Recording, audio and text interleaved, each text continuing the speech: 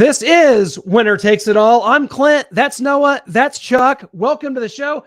Guys, I have to hearken to my inner AC Slater for this week, because when you think about, rejoining us each week like you guys do and checking out our picks, after at least for my picks last week, I have to get down on my hands and knees and say, please keep tuning in. I'm sorry for what happened. I led everybody astray last week, but that's kind of what I do. That's why they call me the $100 man.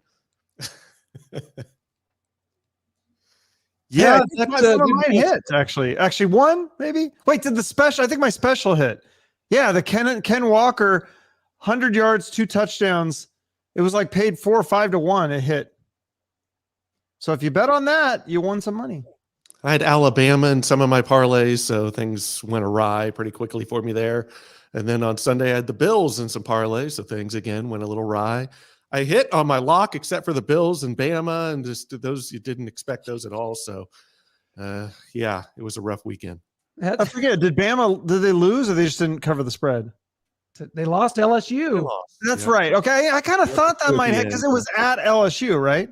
Yeah. So we've gone from possibly 3 SEC playoff teams to 1 in 1 week. It'll be Georgia. Good. Hopefully it goes down to 0. Hopefully they knock each other out. And you want to live in a world where there's not an SEC team in the college football playoff. Just once, just please.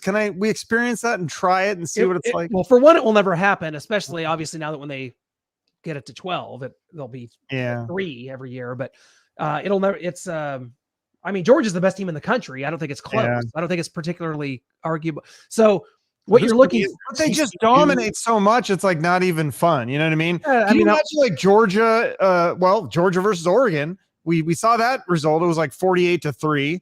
So Georgia even versus Ohio State, I feel like is not going to be a close game. That's why, how could we not have an SEC team in the playoff when they just dominate everybody every year? And I understand that it's kind of old hat. But think about the SEC teams that have won a title in the last 15 years. Florida, Auburn, Georgia, Alabama. I'm missing LSU. 5 teams of the 14 have won a title. It's not just like one is dominated. Alabama is obviously the exception there. They've got a ton. Yeah, I don't know. It's just confusing as a fan, because or it's just like kind of boring, I guess, as a fan, because you want that. You like seeing somebody. I understand you want some teams to have, like, obviously Bama, but to be good year in, year out. But for them to just dominate at the level they're dominating, and then for the SEC, even if it's not Bama, then okay, it's usually Georgia or, like you said, Auburn or these other LSU. So then it's just like, I don't know, it just takes the fun out of it. It's like, then what's even the point if it's always going to be an SEC team? Like, what is this? Ohio State, Michigan, they're always like in the top 5, but they never win a championship. Like, we've seen Clemson do it. We've seen Ohio State do it in the first year of the playoff back in 2014. We've seen Clemson. Rarely. We've seen Clemson do it. So yeah, it's possible. And when this expands, I think it's just going to provide hope for more teams going forward. I think the expansion will be good, and I'm for it. So this year, I think they need to have either Oregon or USC, and then Ohio State, and they're just going to get steamrolled by Georgia. There's always a chance for these teams. They're in the playoff. They can knock off of Georgia. There's nothing that says they can't, other than that Georgia's the best football team in the country. So without an Alabama or LSU, are we just going to just see a blowout, just Georgia running over these teams? Right. They need some sort of like rules to make it more fair and even, like the NFL draft. The NFL is like good, but if you're the best team, you get the last pick. Okay, what if like you win the championship? Okay, instead of getting 20 scholarships or 25 or whatever, you only get 15 or 10 or whatever. Like, couldn't they do something to make it a more even playing field? I think that would be better for the sport and make it more interesting. Well, it's gone the other way.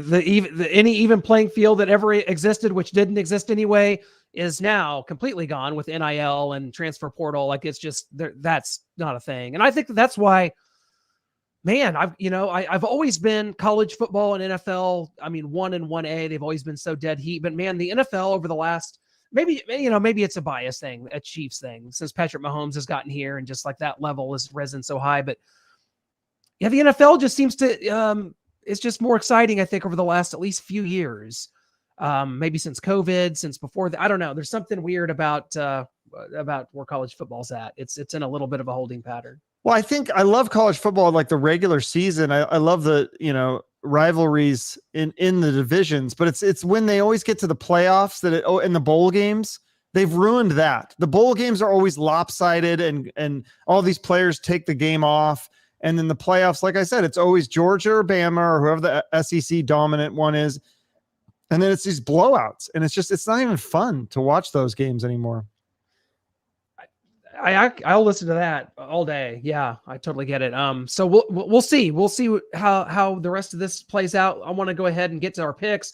Noah, I'm going to start with you. So let's go. Yeah, let's start off with my college here. Again, I love these 12-game parlays. Haven't hit one yet this season. I did come close. I've been playing this week, just like some college basketball and some NBA and some college football. I've been doing some of these, and I've lost 3 of them by 1 game. So that's been excruciating. But other than that, we go here, and I like a lot of these games. I mean, you've got your Notre Dame and Navy. You've got Oregon down here against Washington, which is kind of a close game. Washington's creeped back into the top 25, but I like what Oregon's doing there and them to stay in this playoff race. Georgia, Mississippi State, we like Mike Leach, what he's doing there, but we've already talked, just Georgia's so dominant. Liberty, what they were able to do to Arkansas, they're going against UConn.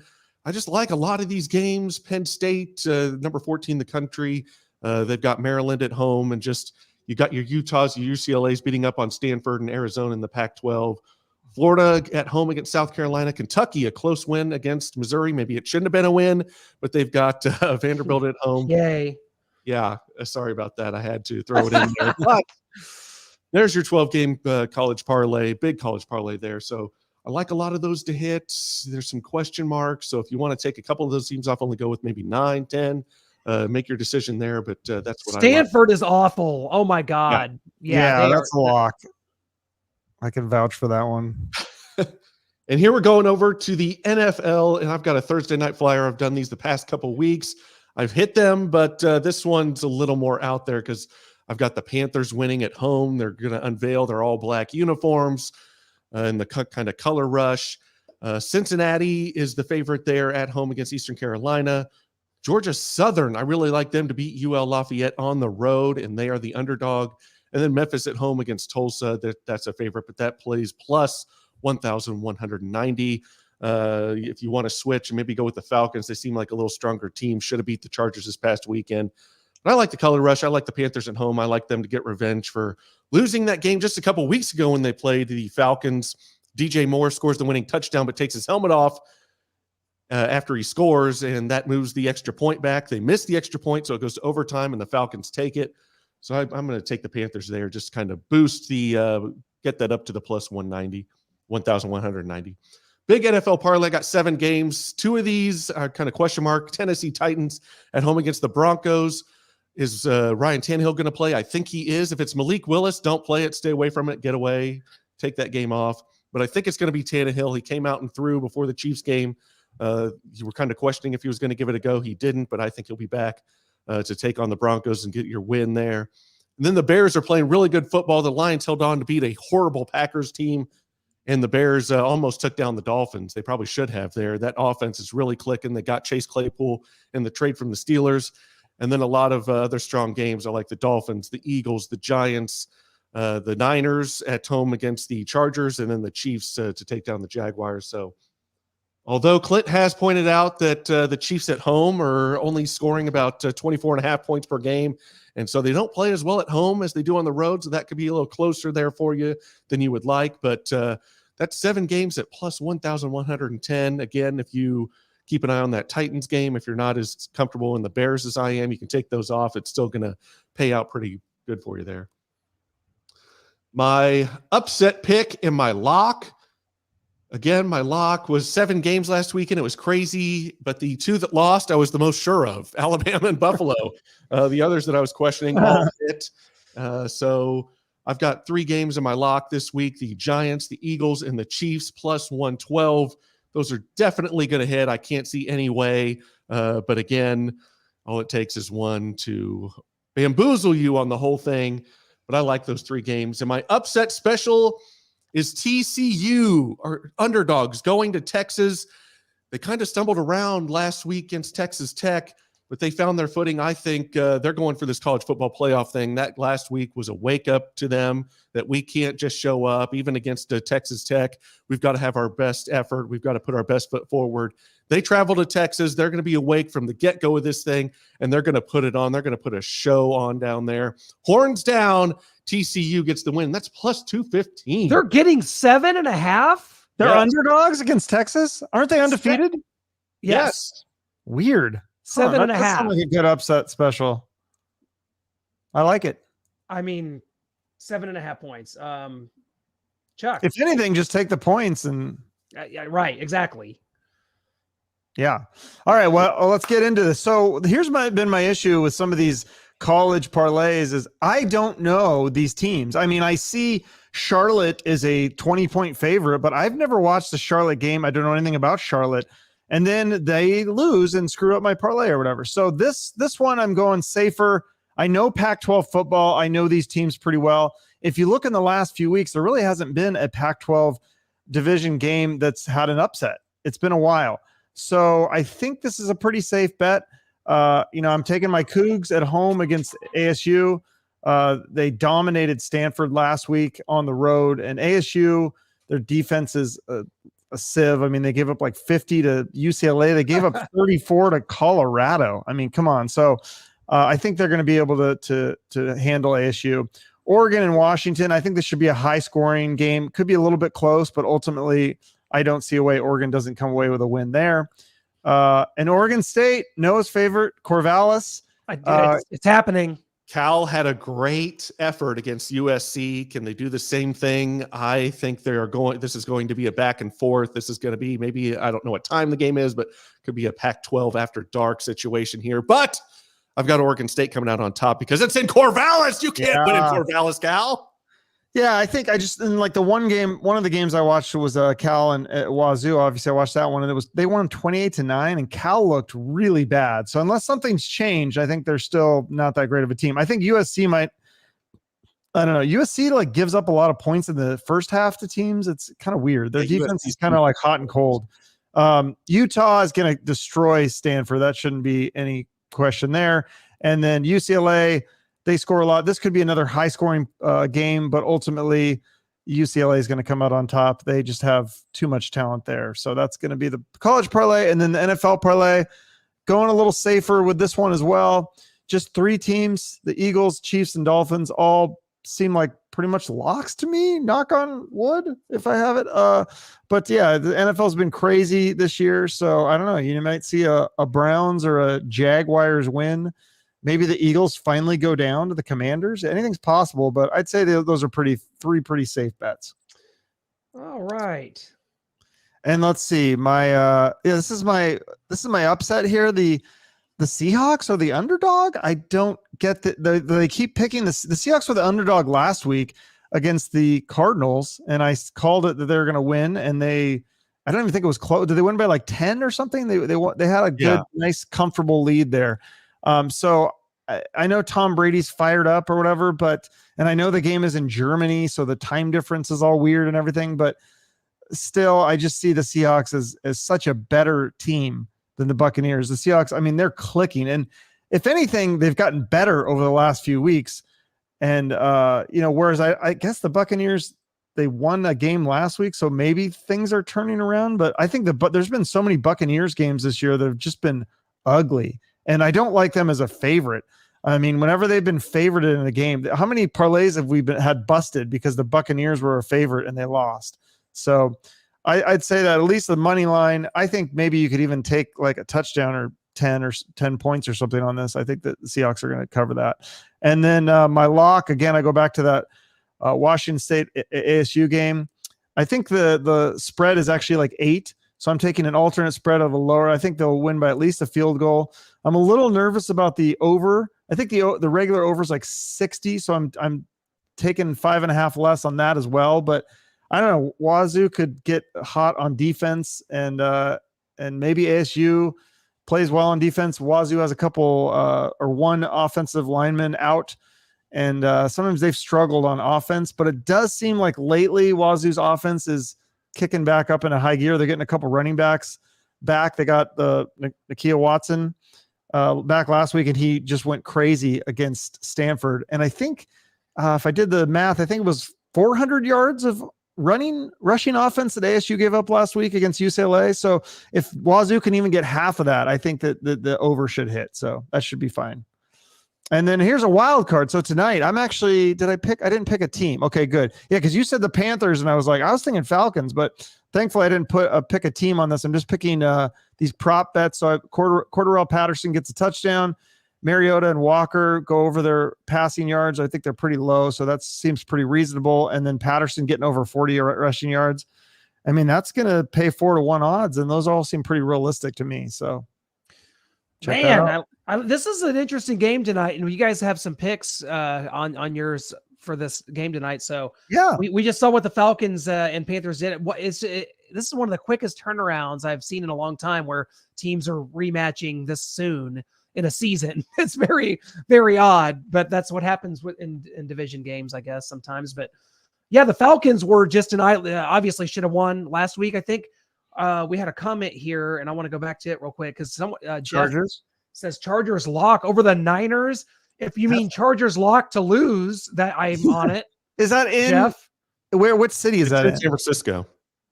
Not that it matters, but yeah. Yeah, it's all California. No, that's not a big. They just don't have fans there. There's no. I don't know. I mean, Chargers, like when I saw them play that Seahawks game, they did not look good. I think they've just underperformed all year. I mean, I hope they win. I don't like the 49ers, so I hope the Chargers win. But Jeff is going to disagree with us again. Yeah.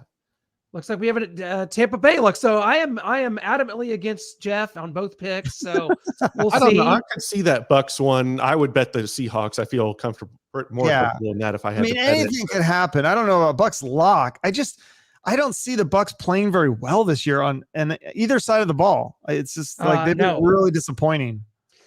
Yeah, that's going to be an interesting one. The Seahawks, you feel like at some point are going to have a comeback to earth game, but they're playing really well. I appreciate what they're doing.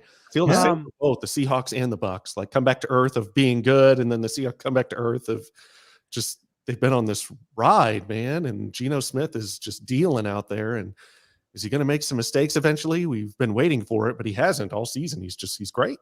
Well, he threw a pick six last week, but it wasn't really. It was his fault. It was a bad throw, but.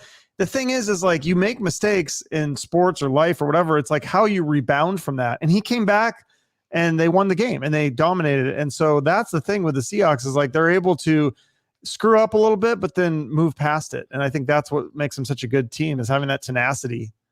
Well, I'll tell you what, let's see what I can do for you guys here. And I don't know that it's going to be much. A lot of the stuff, again, are things that you guys have already brought up, but I'm going to throw the Titans onto my NFL parlay. Titans hosting Broncos. I think that this is a prime opportunity for the Tennessee Titans to tighten up defensively, and Russell Wilson, this looks like a game where he could be back to really struggling. We saw that against teams like the Colts, the Niners, really all season. So I think I like the Titans. I'm throwing them in here. You guys already had the Dolphins, Chiefs, Jaguars. We're just going to go ahead and assume that the Chiefs, even at home, even in the unfriendly confines of their own stadium, will find a way to beat the 3-6 Jacksonville Jaguars. And I got the Seahawks.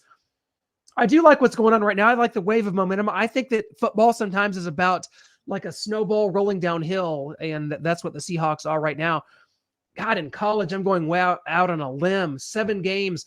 Some of these you guys had. I even got your Cougars at minus 320 against Arizona State, Chuck. Woo! Notre Dame, Noah, you mentioned them, but man, Northwestern coming off a game where they almost, well, I shouldn't say almost, they kept it within reason against Ohio State, but they're coming back to earth. They're going to Minnesota, to Minneapolis, and who can play well there? It's probably going to be really cold. Gophers. Gophers against they hit for me earlier in the year, my brother. I'm good on it. You mentioned Kentucky, Noah. The game that Missouri probably should have won there. They're hosting Vanderbilt. They're getting 18. I'm almost taking Kentucky in the points. Keep it on the money line here. Boston College. Ladies and gentlemen, I want to introduce you guys to the Boston College Golden Eagles. If not one of the top 3 worst teams in all of Power 5 this season. NC State has been a ranked team and a good team all season long. That is minus 1,400. It's barely even on the board. College. They still got Phil Jerkovic. They've still got Garwo, that running back in the backfield. They still got Zay Flowers at receiver, but they just can't put up a point, can't move the ball an inch. Like I've kind of wondered. I don't really care because it's Boston College, but it's just I've seen them in past years. They've been decent and able to stay in some games and take some teams down that you didn't think they would beat, but now they're lost. They're horrible. I thought maybe all those guys had gone, but they're still there and they're just losing like this. Yeah, let me give you some scores. Since beating Louisville 34-33 on October 1st, they've lost to Clemson 31-3, Wake Forest 43-15. They lost to UConn 13-3. They just lost to Duke last weekend 38-31. And you're right, Noah. You know what? How I know you're right? Because I saw it firsthand last year in Boston. Missouri lost to Boston College on the road. I was there in Chestnut Hill. Your car was being towed. Well, my car was being towed. Man, I like these Liberty Flames. Everybody, we all talked about it last week. Liberty. Have you ever watched a Liberty game? Absolutely. I bet on Arkansas last week, and Liberty murdered them. Hugh Freeze, maybe the next coach of Auburn. We'll see. Could be coming from Liberty there. And Tennessee and Missouri, I got to pick against my Tigers again. Tennessee. Although it'll be interesting to see the motivation of the Volunteers after laying kind of the proverbial egg against Georgia. Where are they? I think their offense obviously way too good, going to win the game, but just may kind of be a little sluggish there if you're looking at the money line there, which is astronomical. So my wild card, I always like to pair an over under with a game. So what do we have here? I got the under of Chargers and Niners. I think this is going to be a game that's kind of an underscoring, slug it out type situation. I see the much like the first game between the Rams and Niners. I like the Niners win something like 20-10 or something like that. And so I got the under and the Niners in this game. So Jeff, sorry, you're this lock of Chargers. I've seen the Chargers. The Chargers guys feel to me like a 3-6 football team. That's what they look and feel like to me. They have won 3 games in the most insane fashion you could ever imagine. We saw it last week against the Falcons. How about against the Browns when they completely were gifted a victory there? The Chargers guys, although they're technically still in it, they just do not feel like a team that's going to compete. They can now and Mike Williams out, so yeah, still some injuries to deal with here as well. So.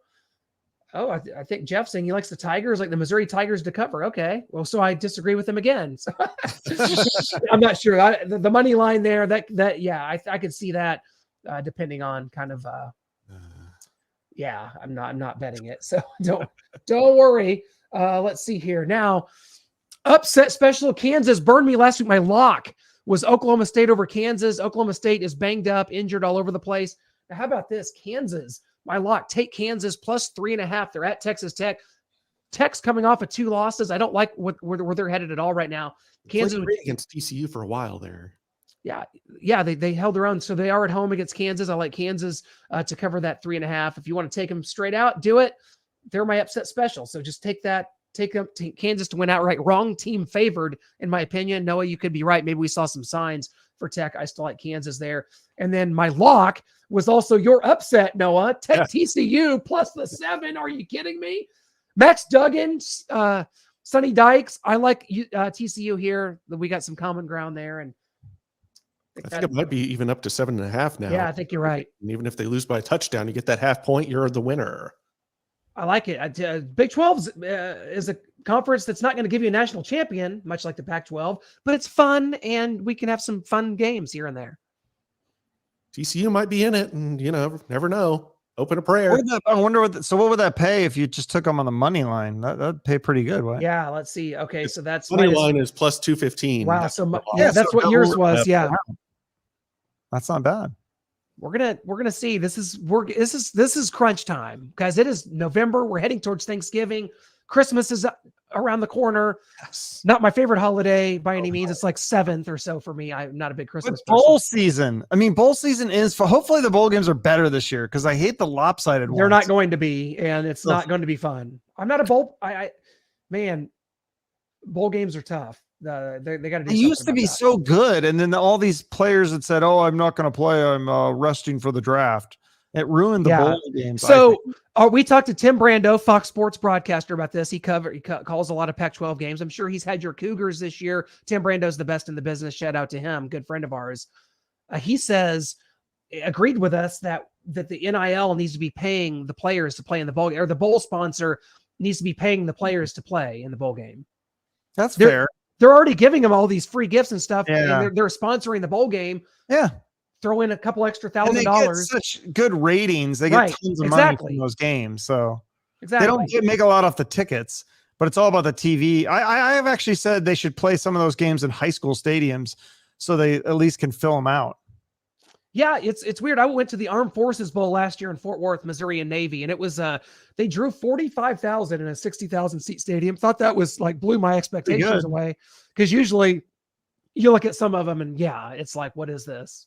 Yeah, I went to the Sun Bowl last year for the Cougars, and that was a rough game. We had like a bunch of guys sit out, and it was raining, and it was like, I don't know, maybe a quarter full. I'm being generous, and they lost the game, but it was fun. I love El Paso. I love the Sun Bowl, but you're right. The sitting out is a problem. It's huge. I don't think they're going to be able to pay guys that are going for the draft in the first several rounds, or maybe even at all. But it's definitely like, because all you do is they're thinking about hurting their draft stock if they get hurt. So if you're paying guys who are sitting out for other reasons, maybe, but I don't know. Yeah, and it's like, well, it's funny because the Coug players that sat out, I think a lot of them didn't even get drafted. Like they were undrafted guys, but they still like, well, I don't want to get hurt.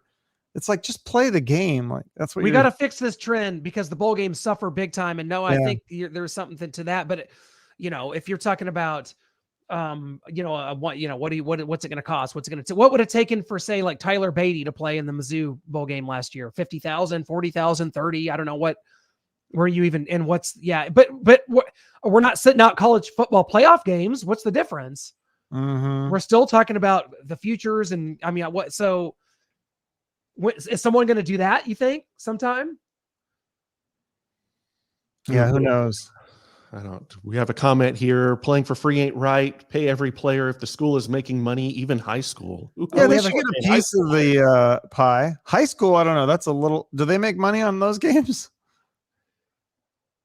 No, I mean, college make only $1 billion. College makes a lot. They make a lot of money. I think they should share the pie, like how the Buffalo Bills are a smaller market, but they all share the TV rights, and I think that's fair. And I think college should do something similar to that to make it more competitive. I don't know. The problem is now there's so many D1 schools.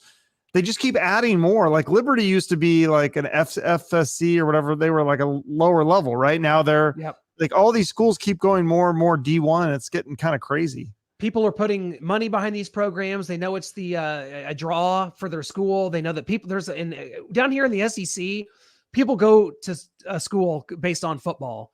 I know it's a crazy world we live in. I believe it. And so the television revenue, I mean, we see what the Fox just gave to the Big 12 conferences. It's all about conferences, and it's all about eyeballs on televisions. That's why Texas A&M and Missouri went to the SEC in 2012. And that's why Oklahoma and Texas are bringing more eyeballs to it. And it just keeps growing, and probably the richer get richer and the poorer get poorer. I think that's absolutely the case. Have you heard the latest rumor that San Diego State's supposed to be going to the Pac-12? I like that. And how about Gonzaga to the Big 12 in basketball? That'd be fun. Yeah, they need something because they're in that league with a bunch of no-name schools. Yeah. It's like they just dominated. It's not even fun, right? I think it's very fun, but just stack up some W's there. I'll take it. But yeah, my mom likes it. Yeah, she went to Gonzaga, so her and Bing Crosby. She understands the West Coast Conference and the mighty power of the San Francisco Dons and St. Mary's Gales and Santa Clara Broncos, San Diego Toreros. Yeah, I mean it's fun. Gonzaga does go deep in those tournaments, though. I mean I just bet on them to hit the Final Four. I don't know if they still have that special on DraftKings. It was like you could pick a team to go to the Final Four, and they boosted the odds. So I picked Gonzaga. Oh man, no, let's not get involved in any more boosting of odds. What happened?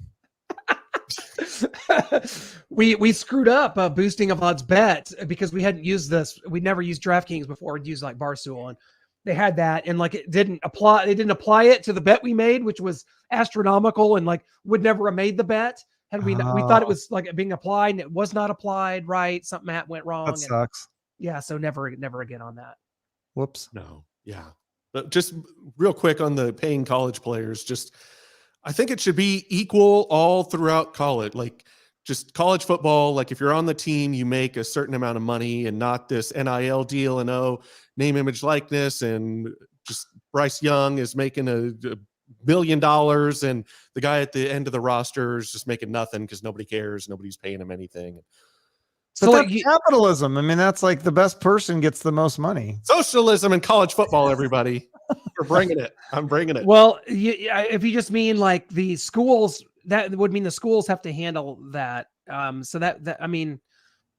So you're saying that they should the schools handle the payouts and it's all even and just everyone makes a living wage and that's not going to happen. It's not going to happen. No, Reggie Bush is getting the brand new truck and the third string offensive lineman is getting a free hamburger. It was already happening even before. It was already happening. Now it's just out in the open. His place was paid for. And so, yeah. Well, we digress here on Winner Takes It All, guys. Thanks so much for being a part of the show. Go win some money this week. Zags play every good team outside and he is right about that. The non-conference slate each year. They play the Michigan States. They play the top 10 teams. You see them play Iowa, Illinois, a lot of these years. Tennessee, Kentucky this year. I wish Mizzou had the Zag strategy. I do not. Missouri should be 7-0 playing no names. And that's the only way you're going to build your program up, I think, is by playing the no names. I mean, Gonzaga is a national. Like Zags play their heavy duty non-conference and then get all these games in conference. And Mizzou plays just jokes at the beginning of the season. Then they have to slog through the SEC. So yeah, I think that's the same. It's like Wazoo in basketball. They play these like Montana State and they're like 8-0 and you're like, wow, they're going to be really good. And then they like get one Pac-12 game and they're like, okay, we're done. This is over. I'm excited for some college basketball, man. It started up this week and we'll see. Maybe we'll throw in. Definitely watch more after football ends, but yes. Yeah, I like it. It's like it starts so early that's like my brain cannot comprehend that it's going on. Right. I'm not ready for it. I'm still in football mode. So once football ends, I'll be all about the basketball though. Well, guys, thanks so much for joining us here on the show this week. Had a lot of fun. Bet responsibly. Use some of our picks if you want to have fun and interact with us. We always love it. Thank you guys so much. And thanks for joining us here on Winner Takes It All.